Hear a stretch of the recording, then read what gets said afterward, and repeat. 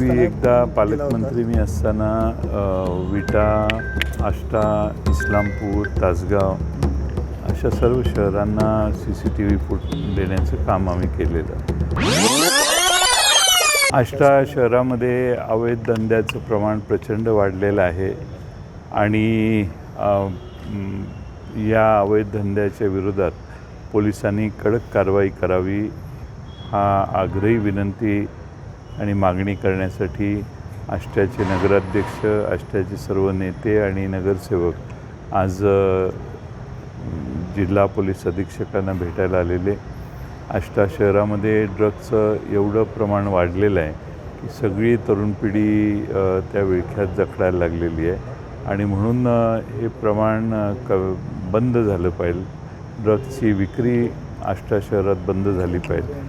यासाठी पोलिसांनी कडक कारवाई करावी आणि ड्रग्सच्या बरोबरच मटका, अवैध दारू आणि अवैध इतर व्यवसाय, गांजा वगैरे अशा सगळ्या विक्री ज्या चालू आहेत त्याला पोलिसांनीच कडकपणाने कारवाई करून बंद करावी ही आष्टा शहरातल्या सगळ्या नागरिकांची मागणी आज आम्ही पोलीस अधीक्षकांना दिली आणि पोलीस अधीक्षकांनी देखील त्यात लक्ष घालण्याचं मान्य केलं. पूर्वी एकदा पालकमंत्री मी असताना विटा, आष्टा, इस्लामपूर, तासगाव अशा सर्व शहरांना CCTV फूट देण्याचं काम आम्ही केलेलं. आता शहरं वाढलेली आहेत आणि आणखीन CCTVची मागणी आहे आणि CCTV पूर्ण शहरभर असेल तर प्रत्येक माणसाची हालचाल टिपता येते.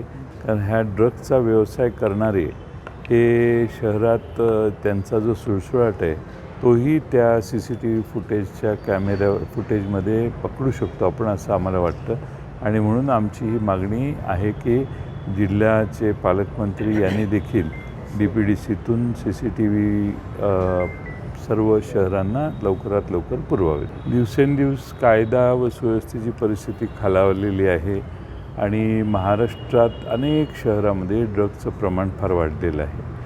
लहान बालकांच्यावर, मुलींच्यावर अत्याचार वाढलेले आहेत आणि त्यासाठी कडकपणाने सरकारने देखील याच्यात लक्ष घातलं पाहिजेत.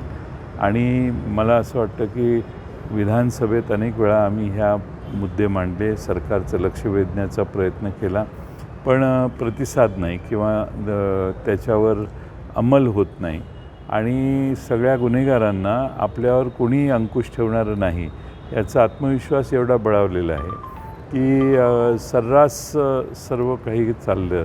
आता समृद्धी महामार्गावर नंबर प्लेट काढून गाड्या चालवून लोकांना मध्येच अडवून त्यांना लुटणे असे प्रकार फार मोठ्या प्रमाणात होतात आणि त्यामुळं पोलीस यंत्रणा गुन्हा झाल्यावर पोचते.